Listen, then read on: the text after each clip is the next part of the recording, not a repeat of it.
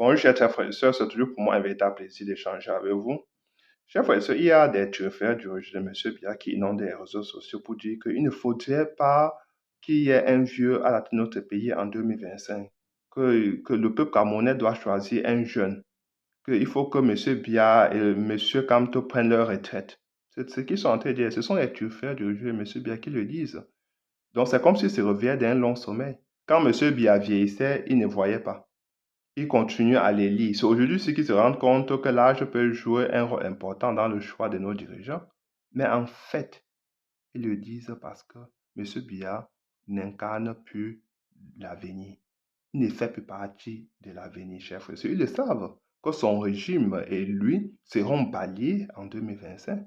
Pour cela, ils vont fabriquer des jeunes loups qui vont venir comme ça pour dire au peuple camerounais, nous sommes jeunes, nous pouvons être présidents de la République. Tout ça, c'est pour créer la cacophonie, le désordre, pour distraire le peuple camerounais. Le peuple camerounais doit être vigilant plus que jamais, chers frères et sœurs. Vigilant.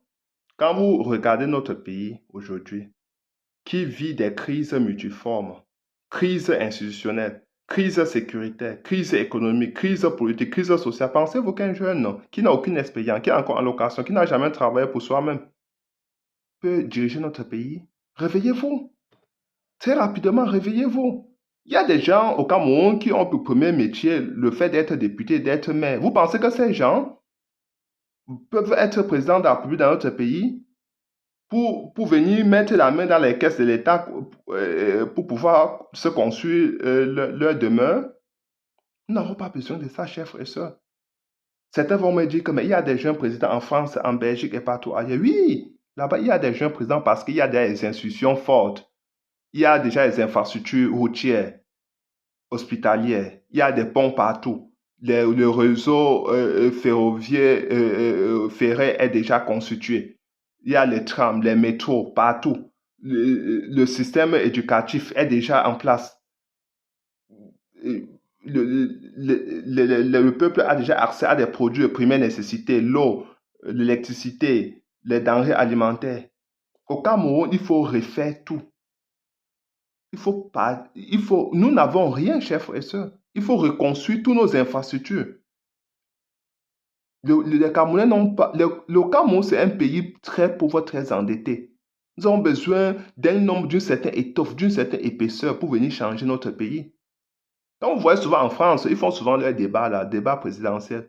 Quelqu'un va dire qu'il veut être président de la République. On dit, qu'est-ce que tu as fait? Il va dire que quand j'étais ministre de l'Éducation, j'ai fait des réformes à l'école. On dit, qu'est-ce que tu as fait? Il dit que les classes de maternelle aujourd'hui ont 2 maîtres au lieu d'un maître, grâce à moi. Parce que j'ai pu faire ces réformes dans les écoles, dans les classes de maternelle. Cela a aidé beaucoup d'écoles françaises. Voilà, ça n'a pas de réforme, hein. Mais au Cameroun, il faut changer le système éducatif de fond en comble. Au Cameroun, il faut construire encore des écoles. Au Cameroun, il y a tout à refaire, chers frères et sœurs. Tout à refaire. Nous n'avons pas de route, nous n'avons pas d'hôpitaux, nous n'avons pas accès à l'eau potable, à l'énergie, à l'éclairage public. Nous n'avons accès à rien. Et vous pensez qu'un jeune qui n'a jamais travaillé va venir prendre un pays qui est en faillite, qui est en train de tomber en lambeaux? Avez-vous déjà vu, pour ceux-mêmes qui ont déjà eu à travailler, avez-vous une entreprise qui est en faillite, en banqueroute, être reprise par un jeune? Non, c'est pas ça. Le jeune est dynamique, mais il ne comprend pas souvent les détails de certaines choses. Il va lire certains documents, mais il ne va pas comprendre la tenue, le contenu. Il ne va pas savoir prendre des décisions stratégiques. Ils ont besoin d'un homme comme le professeur Maurice Kamto, qui a une expérience internationale, nationale, qui s'est déjà mis au service de son pays, qui a géré les plus grands dossiers, qui a été de bout en bout aux côtés du peuple camerounais, qui a soutenu le peuple camerounais au fil des années, chers frères et sœurs. Pas des gens qui vont apparaître. Il y a certains là qui vont apparaître 7 ans après. Donc après 2018, ils ont disparu. Et ils vont réapparaître en 2025 pour demander le vote du peuple camerounais. Mais chers frères et sœurs, réveillons-nous. Réveillons-nous, nous ne pouvons pas tomber dans ces pièges en permanence. Nous devons être sages. Ne prêtons pas le flanc à ces manipulations. Le jeu M. Biya va fabriquer des gens, il y aura des imposteurs qui vont apparaître comme ça en 2025 pour dire qu'il veut être président de la République.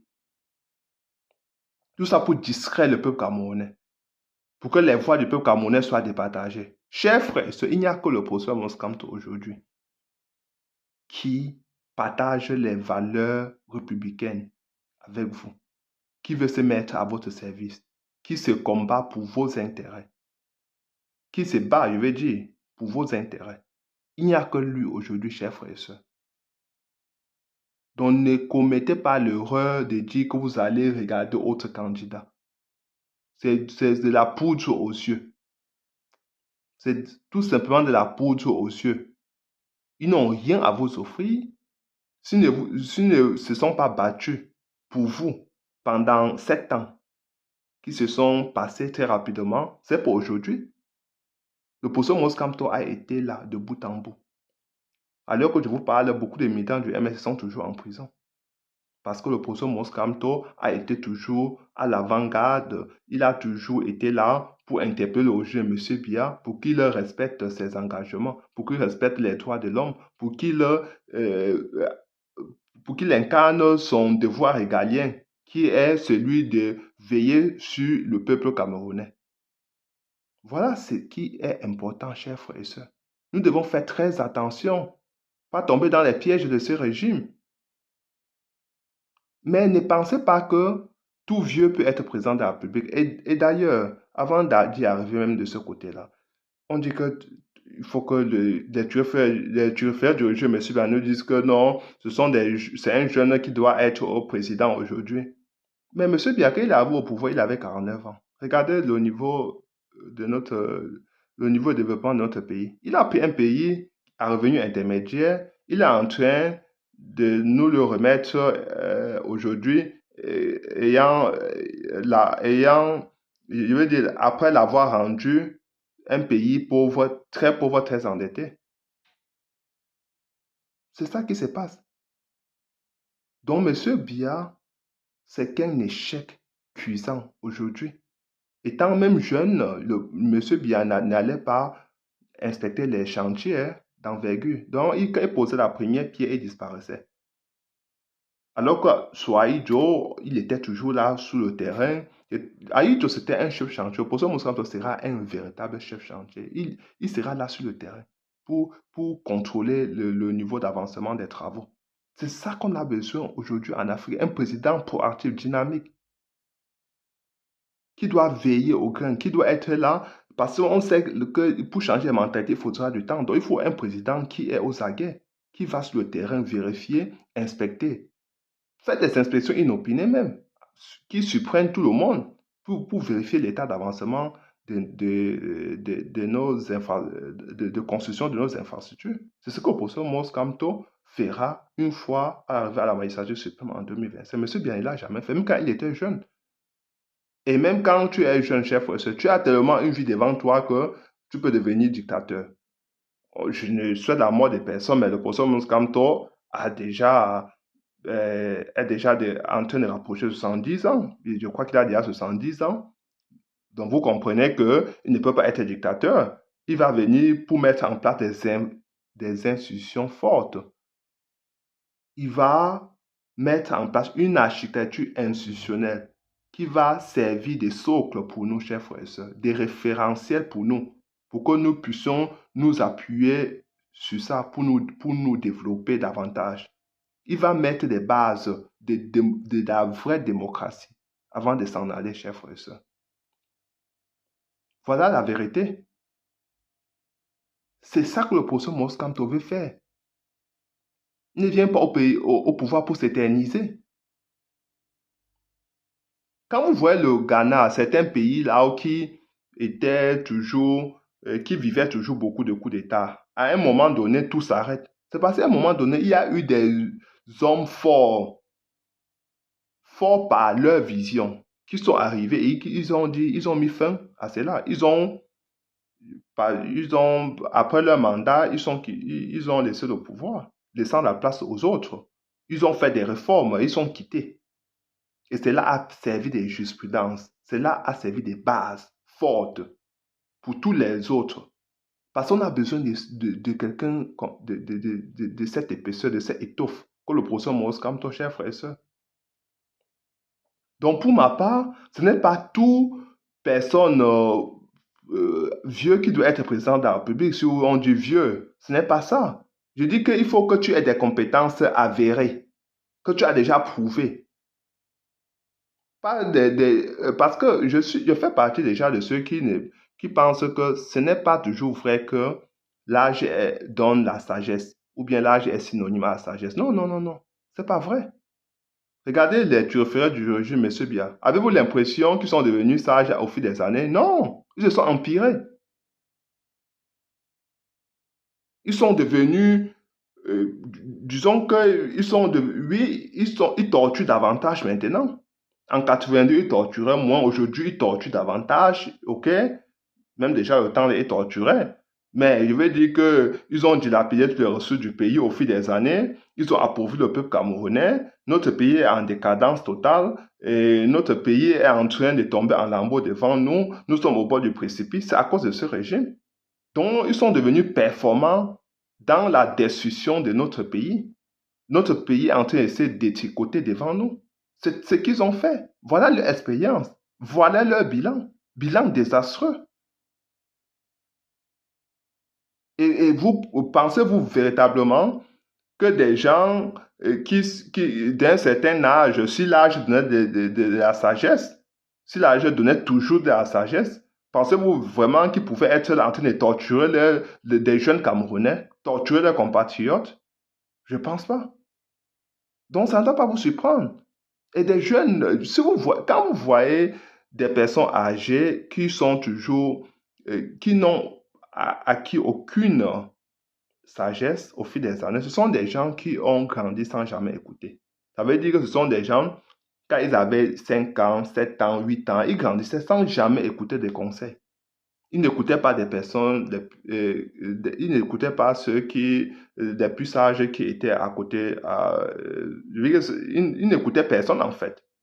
Du coup, quand ils sont en 60 ans, 70 ans, ils réfléchissent toujours comme des gens, comme des adolescents, des 14 ans, 13 ans, comme des gamins. Parce qu'ils ont grandi sans jamais écouter.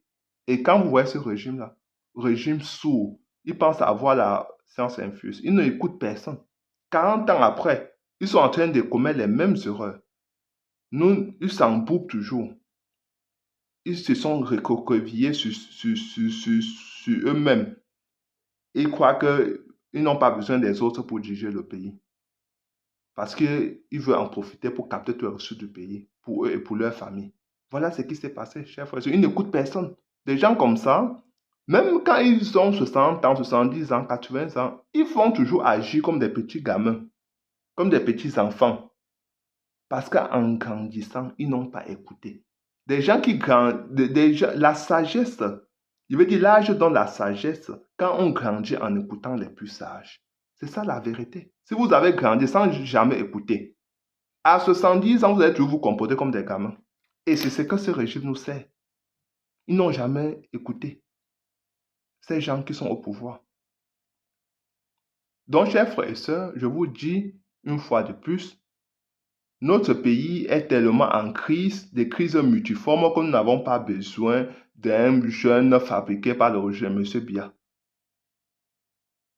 Notre pays est endetté à plus de 50% du PIB. Et notre dette, c'est une dette toxique.